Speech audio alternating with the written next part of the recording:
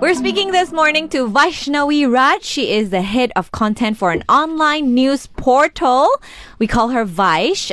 So Vysh, this is an interview about your switch in career. So from marketing now, you're creating content. Now, I heard that you were retrenched by your previous company. Did you see it coming?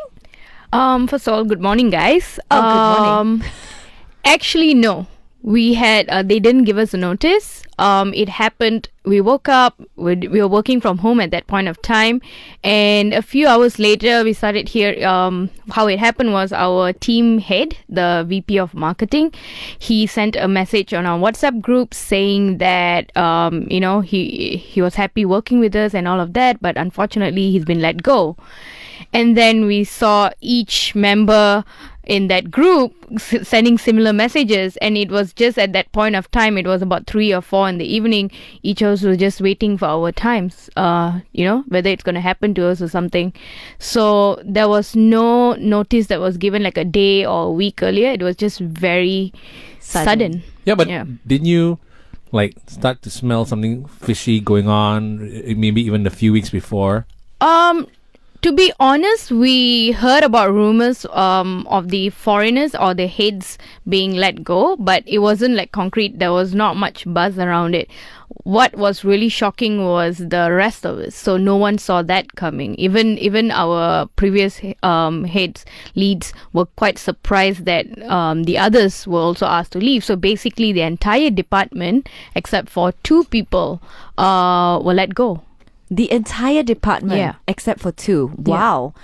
So this was during the MCO. Yes. So how did you feel then when you were told that you were let go and times were uncertain?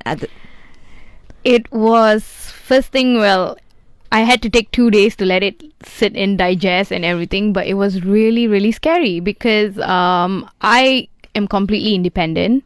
And so I have to find some way to survive. And the thought of not having a job, especially when you keep hearing people say, it's really difficult to get a job during this time, especially with the MCO and everyone's being let go. So that paranoia set in, and there was a lot of anxiety, a lot of panic attacks. But it was difficult getting out of that. But I had no choice. So yeah. Go ahead. When they actually told you, how did they tell you? I sort of had a heads up just a few minutes before that.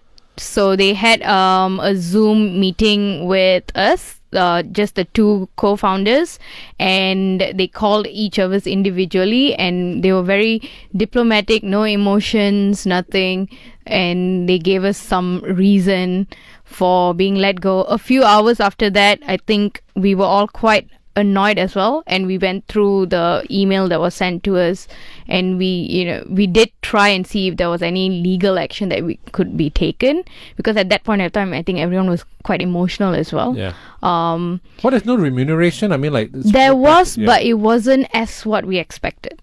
So I think what everyone would have appreciated more than anything was at least give us a heads up, at least a week's heads up. Give us time to prepare ourselves, prepare what's our next move and all of that, not suddenly just, throw it at us. Wow. So did you start job searching straight away? Well, in the midst of paranoia, I actually started that night itself. I just went crazy actually on LinkedIn.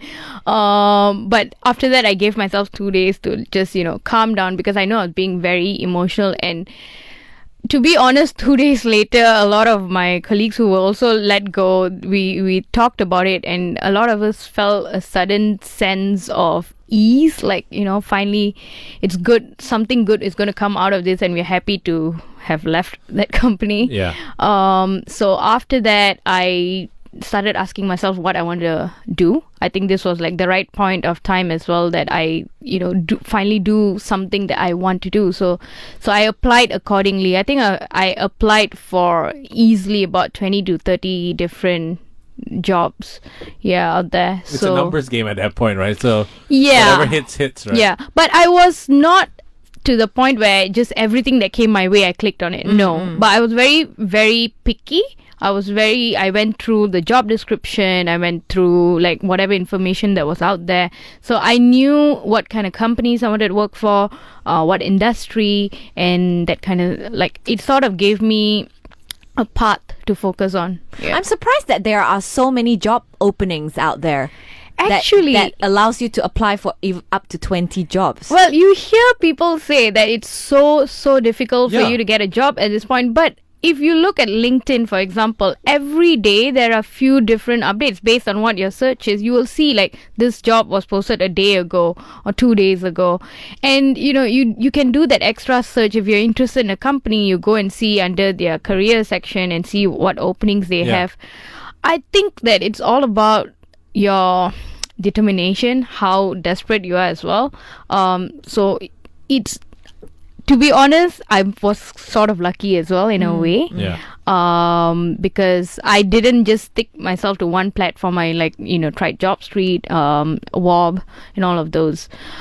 So I think it all boils down to how desperate you are. You can be picky, but not to the point of being extremely picky. I only want this job. Then you're sort of limiting yourself as well. So I guess it's good to know like what industry you want to be in, and then go from there. But you also don't want to be completely not picky and just take whatever comes around first, right? Yep. So I did get like a few offers. Again, I think I was one of those lucky ones, really lucky ones. And I'm very, very grateful for that, because I did about 2 weeks after I was let go, I started getting like a one offer, and then I got another one. So I think all in I got about like 4 offers out of all the jobs that I applied for, and it gave me time to like weigh which one I really wanted. So I had that option. I know it was a pandemic going and people were losing their jobs and all of that, but so I was very, very grateful that I had that opportunity. But I mean, you've switched careers before. Yes. This wasn't your first job. Yep. How is this one different though? Well, it is different in the way that, so I have been in content before prior to this. Maybe the industry was a bit different. The platform was different. And then I went into food delivery and marketing and all of that, and then back to content now.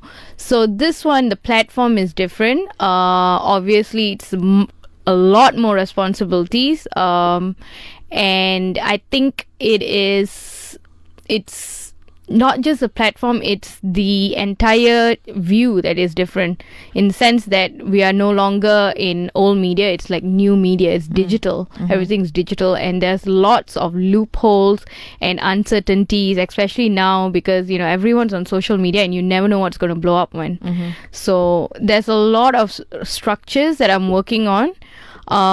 This one is different in the sense that it's a very young company, and they have a lot to learn, and I think I came in at the right time as well, because I think it's learning for both sides. I have experience from the past that was very useful for them, so we sort of like trying to combine all of that and make the best out of it. This was not a lateral move, though. I mean, it was a step up, right? Because Yes. some people are like, we were just talking about that. Some people are a bit desperate; they'll just take whatever Yes. comes. But this is an actual step up. Yes, it is. I honestly didn't see it coming.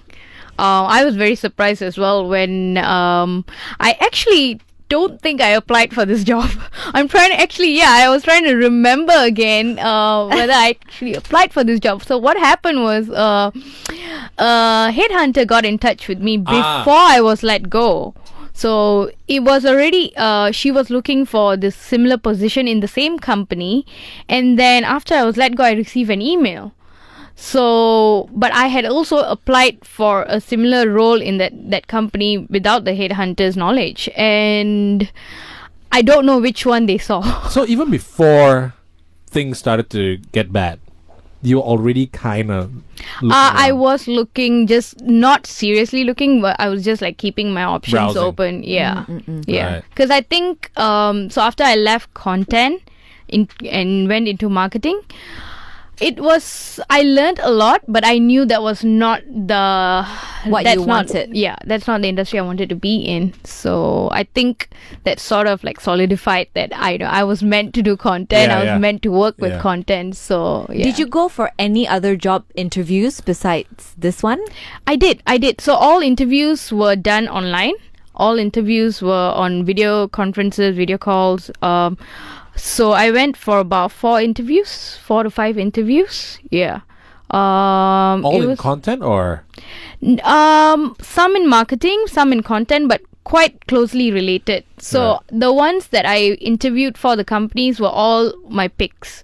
So yeah, I got callbacks from the companies that I actually really were interested in. Yeah. And that was a good thing. So based out of that 4 or 5 interviews, I got like about 4 offers. So it was just at that point, it was just about which one's going to give me Yeah. the best offer. Exactly. I asked only Yeah. because for those listening in right now, they might be still on the hunt for another job. They might have been let go. So there are some which are these are the ones I really want. Yeah. But just in case, I also want to do this because I have experience in this as well. Do you have some of those just in case ones as well? Yes, I did. Because like I said, I was picky, but I also knew that if I was going to be extremely picky, I Yeah. might not land a job by the end of RMCO and all of this. Like, and it could take months. I do have some colleagues who, up to now, it's been like more than 2 months, and they're still unemployed. And I hear a lot of other people from different industries are also being let go, and it's very difficult. Yeah. I mean, there are so many jobs out there, so many opportunities, but you still see the number of unemployment is like, it's just going up. Which doesn't make sense sometimes, Yeah. right? Yeah, So, absolutely. so it's really up to the person to put in the effort to look for that job that you want. Yeah, there have also been cases where they get a job. I mean, during this time, they get a job, and about 1-2 weeks later, the company has to let them go because they can't sustain. Yeah. So there are very unfortunate cases out there, and I think for me, I was just very, very grateful. But at the same time, I think it was also that sense of being desperate. I think that's what actually drove me. The fact that, I'm completely self-sustainable and like I'm independent. So I had to protect myself. So Yeah. I think that paranoia, that fear, that really, really drove me. But what's funny is that you come from a pretty well-to-do family, comfortable family, Yeah. right? So why that desperation and why that like you feel like you have to be independent to get another job as soon as possible? Well, okay, so my family, I think it was my upbringing. So my parents were always, they sort of instilled it in us that, no matter what, you come from a middle class family. So whatever things that they've given us, it's theirs. It's theirs. And I've grown up with that kind of mentality. Like, I can say that my parents are comfortable, my parents are well-to-do and all. I'm not. So they have given me the education that they can, and after that it's all up to me. And I've always felt this sense of I need to be independent. I really, really need to be independent. I don't like relying on people, relying on my parents or anyone else for that matter. So I think that is what has been driving me all along. So that is what caused that whole paranoia, that fear that I have to, rely on my parents for rent or utilities, and that was like worst case scenario for I'm me. sure your parents would have done it Of course, willingly of course, for you of for course. at least a few months, Of course, Yeah. but I was not ready to put them through that. I mean, they are at the stage of retirement as well. So, it's time for them to enjoy themselves though. And also, it's a big hit to the ego as well, isn't it? Yep, I mean, for you, yep. like, going back, well, times are tough, right? Absolutely. I think that one was like, yeah, definitely. Now, when you were weighing up your job offers, your 4 job offers, Yeah. what was the main attraction to this current job? So for me, the most important criteria, and I ask this in all interviews, it's a very, very important criteria for me, is workplace culture. So instead of the interviewer interviewing me, I have like a bunch of questions that I would grill them on. And so one thing that was very important to me is workplace culture. So out of that, I sort of like, managed to eliminate 2, and then I had like the top 2, and I went back and forth with those. And then it came down to like the offer itself, like your pay, benefits. But at the end of the day, I think it was all what you want to do, what industry you want to be in, and what you actually want to do. So the job scope was the one that, made the final decision. But with your current job, did you have to take a pay cut? I mean, it's a step up. But some people have like a bigger position, but yeah, but the salary is a whole different thing, right? Fortunately, I didn't. I actually had a pretty good raise. So I was again very, very grateful for that, because I know how difficult times are, and I think I was just lucky, I guess, really lucky at that point of time. So it was a very good offer actually. So how long were you unemployed for before you got this 3 job? weeks. Wow, Vaish, good job. Some people go months without it. Yeah, exactly. You mentioned some of your colleagues, right? Yep. So I understand, like, again, that's why I like really emphasize that I was one of those very lucky ones. But I see how some of my friends are struggling. First, they get a pay cut, and then the company still can't sustain itself. They have to be let go, and it's very unfortunate. So for me, whatever job offers, or if headhunters get in touch with me, I try and send them out to all my friends and like people who are looking for jobs, because I know how difficult it is. So I always make it a point to like check LinkedIn, check my emails, and I recommend as many people as I can. So, and in a way, it's easier for you. I mean, being retrenched is never easy. Yep. But I'm just saying, like, because some of your colleagues, they might be married, they might have kids and everything. You're not married yet, right? No. So it doesn't make it easier for you. Like, if it doesn't work here, I'll just go try something else. I would like to say yes, but actually no. Right. No, because I think for me is like, and this is something that was asked in one of the interviews as well. Like, what exactly are you looking for? And I said that I want to look for the next place that I can stay for at least 2-3 years and grow myself. Because if I'm just going to keep moving jobs and like, I'm not happy here, so I'm going to jump, it's just going to look quite flaky as well, I guess. So I want to be in a place where I can help build myself in that process. Right. So I don't plan on being in a place where it's quite unstable. So I did do my research on the companies that I applied for to make sure that they are financially stable. So it was very, very important to me, because I don't see this job as something that I'm just going to leave in another year. Right. Okay. Now, from marketing to creating content, have you had to adjust your working style or adapt in a way to the new company? Because technically you're also the boss in a way right now. The head of content. Yeah, in a way. So because I was already in content and then I went into marketing, so I had to sort of readapt myself again back into that content mindset. But because I think I really do love content, it wasn't that difficult. But I think what was difficult is right now, like you said, it was a step up. So right now I have people, I have a team under me that I'm responsible for. So that was the change. And I think the other change was working with very young people. So I know. How young? You're already young. So what are you dealing with? Like infants?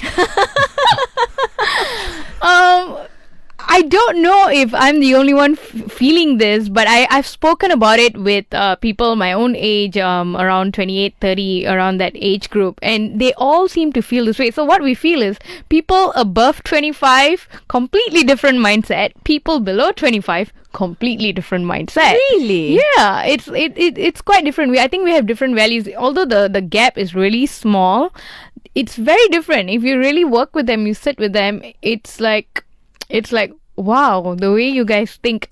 I would like to say they are the woke generation. Right. They're very woke. Yeah. So It's quite different because I've worked with older people all this time. It was I think I sort of gelled better with older people. So working with younger ones, it suddenly felt like wow. But doesn't it I feel had to good change. though? I mean, like now you feel a bit younger as well now. There's good and bad that comes with it. So I can't be the person who's like, no, you have to listen to me. I know better. I can't be that. Not with this generation. I can't do that. So I have to sort of realign my mindset and put myself in their shoes to see how they look at the world. Because, like I said, they're completely different. It took me by surprise as well. I have siblings their age. Maybe I didn't notice it before or something, but it's very different. Really? Their values are different. I'm just so old. Interesting. Because you're talking about after 25, under 25, and I'm like, look at me. I mean, like, after 40, it's like a whole different ball game, right? But do you have a contingency plan if this falls through? I was thinking of that actually. Just to keep my options open. I did with the other offers that I got. I just kept an open communication. I didn't want to like burn that bridge. So I do have like sort of a contingency plan, but I think this will also give me time to look at what I want to do next after 5 years, after 4 or 5 years, what I want to do next. So I work towards that as well. But for now, I think work is just consuming. So I just like want to focus and help them like get through current issues. Yeah. Did you feel like there was a little bit of a stigma, I suppose, when you went for all these interviews, then they saw in your resume you put this and that, and let's say you put this company, and then it's quite well known that this company retrenched, and then you were one of them. When you go for these interviews, do you feel like at the back of your mind, maybe they don't feel it, but like, wow, I just got retrenched and I kind of need this job? Do you feel that? I did, but fortunately, actually, so the news of the retrenchment didn't, like, nobody knew about it. Right. No one knew about, because I think it was just one department and a few other individuals who were affected. So that news didn't get leaked.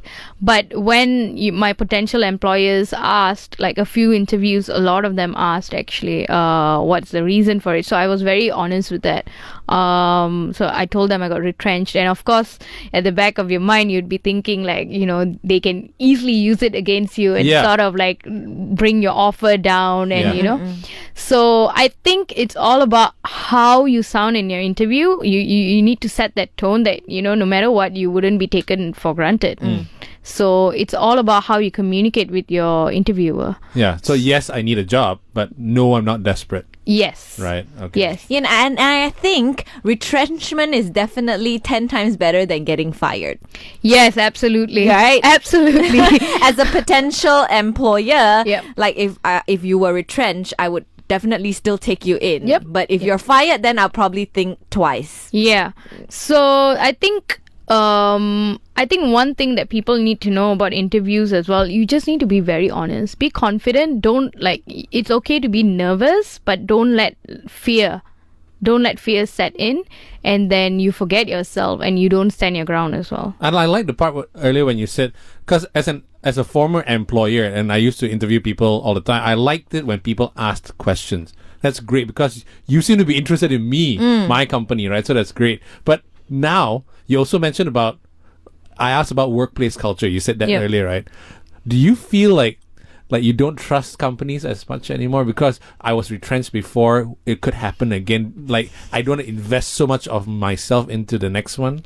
I'm not gonna lie, I do actually feel that, because my first workplace, the culture was amazing. It was really nice. I was there for 3 years, and it was a culture that sort of like, it made a mark. It made a mark, a really nice mark in me. But the next one was sort of like a culture shock, right? Because it was a different industry, completely different environment. So, and after what happened with the whole retrenchment and everything, I sort of told myself, don't get emotionally invested immediately. Yeah. Take your time. So I do have a bit of reservation. but I'm also not the kind of person to be so negative. Like I just want to be honest and be real with everyone. Yeah. So yeah. It's like relationships, I suppose, right? Yep. How many months have you been in this current job? Slightly over a month. Oh, just slightly over a month. Yeah, but about 1.5 are you months. enjoying it? I am. There have been some interesting things that have come up, and I honestly didn't see those things happening. So a lot more responsibilities were added on, but I think it's like a huge learning curve for me. It's like a huge, like you said, it's a step up, but it's also a huge learning curve for me, because I think I'm at a point right now where I have the opportunity to set the tone for this company, set proper foundation, proper structures, and sort of make whatever vision that I have the opportunity to make that happen.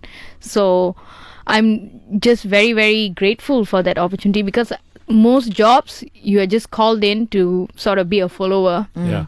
But right now I have the opportunity to set the tone itself. And I don't know what it's like to get a job during MCO, and you're in a very unique position, as I'm sure a lot of people are. Do they give you time to settle in, or do you just have to hit the ground running? So I started work from home, actually. Right. So I was back in my hometown. I was back in Ipoh. That's the new norm as well, right? Yeah. I was supposed to come back to KL. Unfortunately, the day that I was supposed, the next day I was supposed to leave, they imposed the interstate travel ban. Yeah. So I was stuck in Ipoh, and I had no choice but to start working from there. And the first 2 days, my boss, she sort of helped me, she sort of gave me a good handover. So she gave me she set a schedule, so to let me learn about every department and not just throw me in. So I really appreciated her for that. So she gave me time to understand each department before and work with them, because that's exactly what I wanted. I wanted to learn from scratch, from being one of the employees at the most bottom level, and then learn from there, because I think you get a lot more knowledge when you're down there. So that's exactly what happened. And about a month later, things had to move faster. Right, Yeah. right. So there is an easing in process. In a way, right? Yeah. Now, what would your advice be to Malaysians who are in this predicament right now? Maybe they've been retrenched, or they've lost their jobs and they cannot find a new job. I think the most important thing is don't give up on yourself. Do not give up on yourself, because I know there are going to be absolutely difficult days, and I know this because I went through that anxiety as well, that fear. Sometimes it just overwhelms you, and you don't know it. I was just sitting watching TV one day, and I just burst out crying, and I didn't know why I was crying, because I think I was so scared. What if I never got a job? What if no one wants to hire me? And it just seeped in, and it was very, very emotional. I think that was the first time it was a full-fledged panic attack for myself, and that taught me a lot of things, and that drove me further. So it's fine if you feel you feel like crying, you feel like screaming. It's fine, do all of those, but just don't give up on yourself. Go and look for opportunities. A lot of young people, sometimes they wait for opportunities to come to them, but I think that's a wrong thing. Just go out there, see what's there. Go look for companies that you're interested in. Call them if you have to see if any opportunities are available. Go through their websites, go through their career page, and there's so many different platforms to apply for jobs. LinkedIn, JobStreet, Wob, and there are so many smaller ones as well. Or get in touch with a headhunter. I think at the end of the day, you would feel like you just want to hit pause. It's fine if you do it for a day or two, but don't get too comfortable.